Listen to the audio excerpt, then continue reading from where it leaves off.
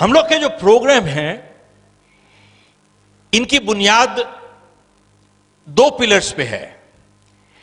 पहले तो आपसे एक सवाल पूछना चाहूंगा, कितने लोग सोचते हैं that people are our greatest asset? Please raise your hand. Not true, not true at all. साहब ध्यान दीजिएगा,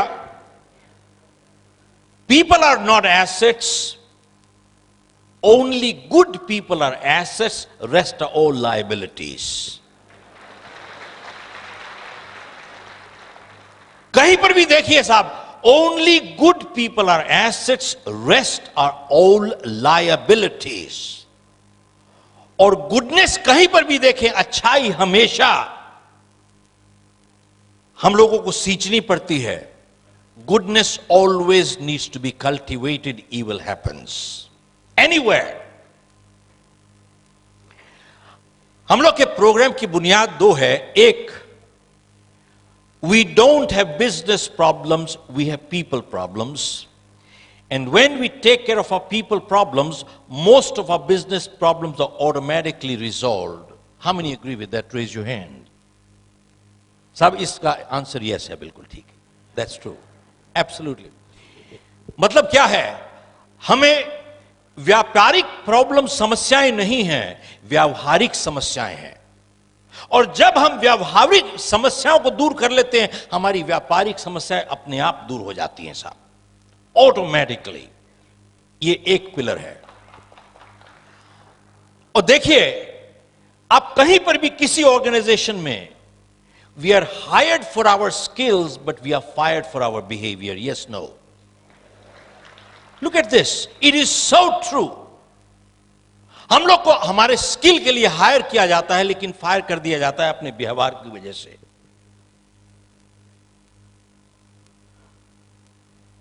और दूसरी चीज, जब भी कोई इंसान यह कहता है कि यह मैं काम नहीं कर सकता, वो दो चीज कह रहा है, या मुझे करना नहीं आता या मैं करना नहीं चाहता। ध्यान से देखिए, जब कोई इंसान यह कहता है कि यह काम मैं नहीं कर सकता, दो चीज कह रहा है, या मुझे करना नहीं आता या मैं करना नहीं चाहता। अगर यह कह रहा है कि मुझे करना नहीं आता, तो उसको टेक्निकल ट्रेनिंग एजुकेशन की जरूरत है साहब। लेकिन अगर यह कह रहा है कि मैं करना नहीं चाहता, तो दो चीज कह रहा है, या मैं परवाह नहीं करता, that is a attitude issue. Major challenges इन्हीं दो कैटेगरीज में आती हैं, या एक एटीट्यूड इशू होता है या वैल्यूज इशू होता है। 90% of the problems are right here. How many agree with that? Raise your hand. This one is a yes again. That's right. आप देखें कि साहब एटीट्यूड की बात है, एक ही हालात में कैसे कुछ लोग नए रिकॉर्ड तोड़ देते हैं, कुछ लोग अपने आप को तोड़ लेते हैं साहब। Exactly the same set of circumstances. How come? कैसे कुछ लोग नए रिकॉर्ड तोड़ देते हैं, कुछ लोग अपने आप को तोड़ लेते हैं? Same set of circumstances. Attitude.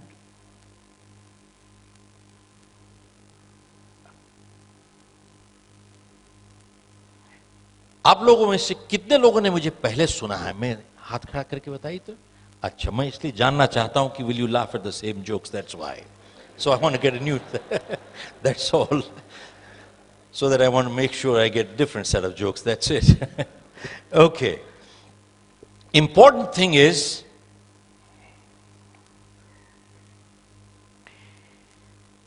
आप लोगों ने मोहम्मद अली का नाम सुना है साहब? Who was Muhammad Ali? The champion boxer.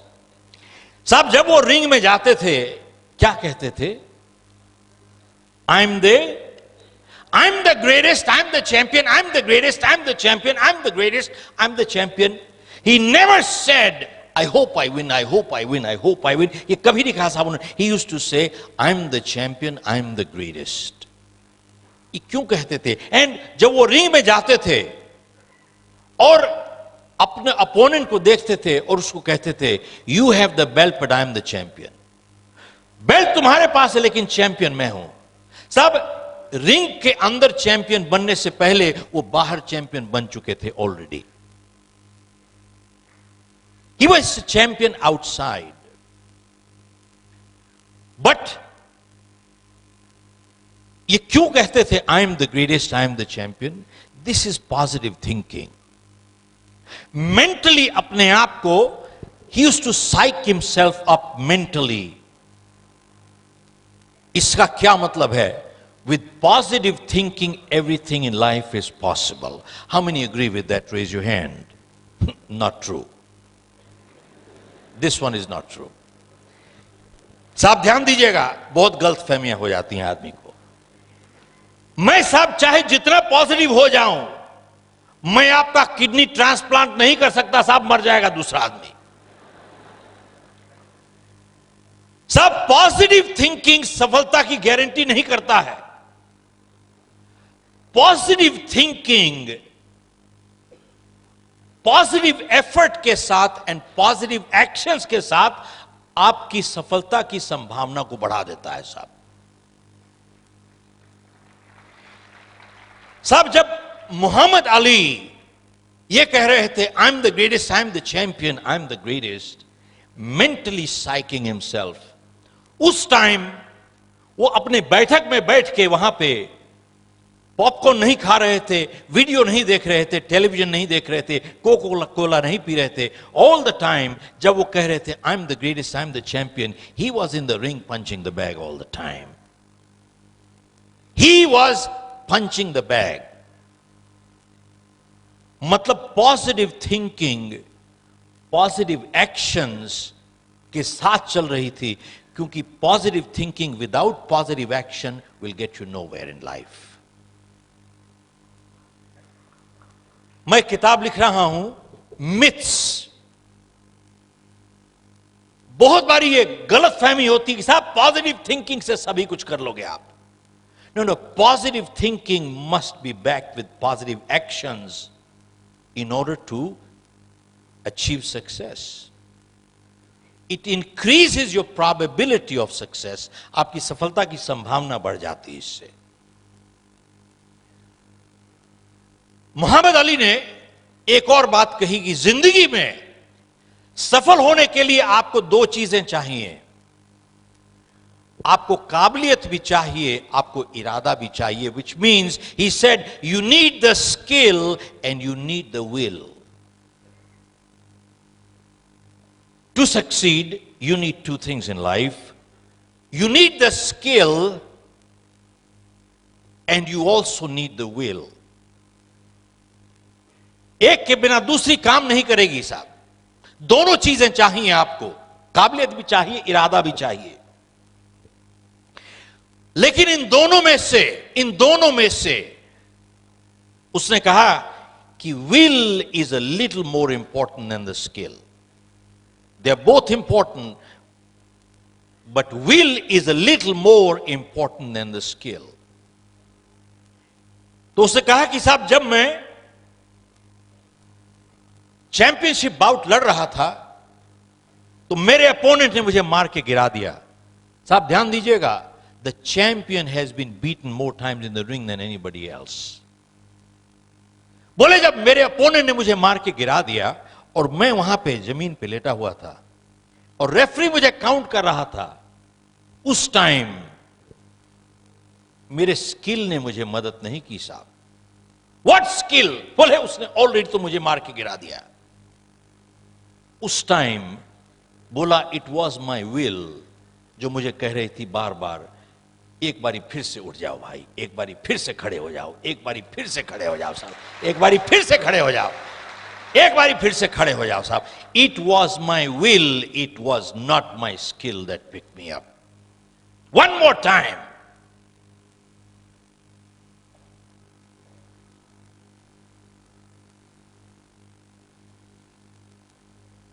साहब आप लोगों ने माइकल फेल्प्स का नाम सुना होगा.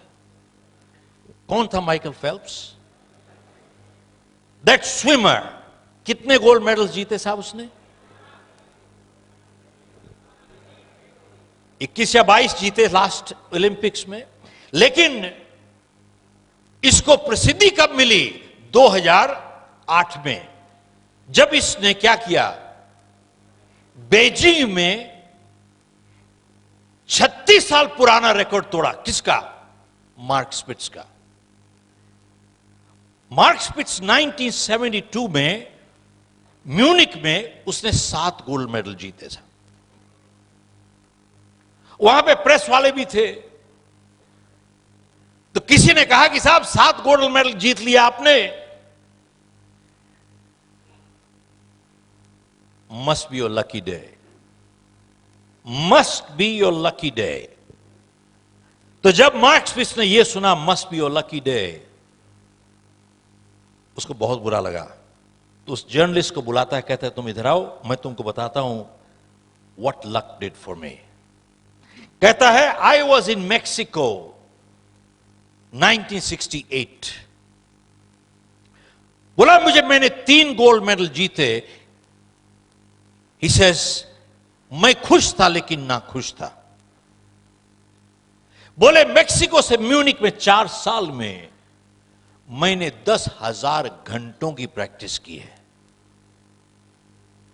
और अगर आपका गणित अच्छा है, इसका मतलब है 2,500 घंटे हर साल। और गणित और अच्छा है, इसका मतलब है 8 घंटे डेली बिना एतवार के। और मार्क स्पिट्स ने जर्नलिस्ट को कहा कि आप ऐसा कीजिए, अगले 4 साल के लिए 8 घंटे डेली पानी में बैठ जाइए, आपका जिस्म सुकड़ जाएगा। पूछता है, बोले क्या किस्मत ने मुझे जिता दिया है।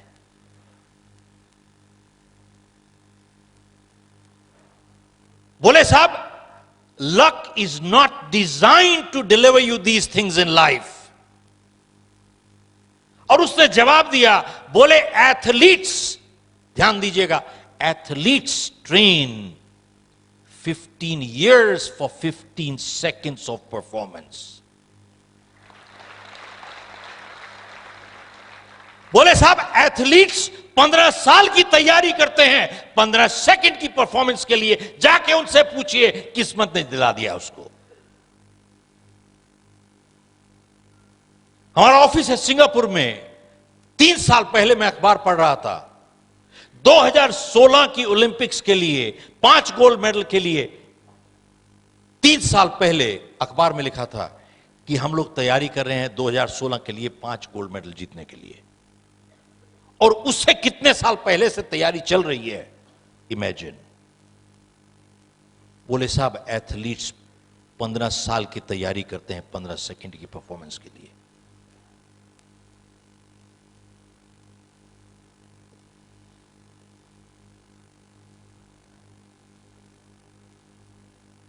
तो साहब ऐसा है,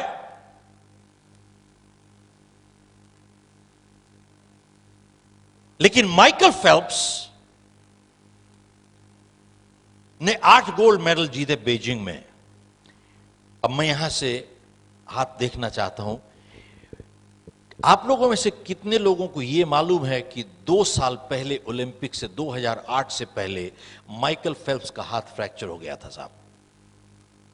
one lady, I need to give you a gift. Come on up here. Only one person here. Look at this.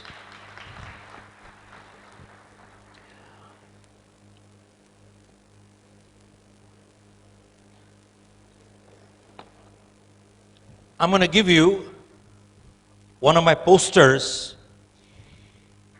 सब 35 साल पहले मैंने ये एक पोएम पढ़ी थी, इसने मेरी जिंदगी बदली। ये लिखा है don't quit.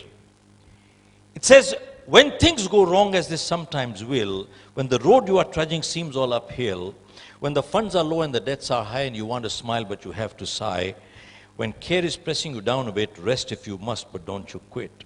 It says success is failure turned inside out, the silver tints of clouds of doubt. You never can tell how close you are. It may be near when it seems so far. It says, so stick to the fight when you're hardest hit. It's when things go wrong that you must not quit. Thank you very much.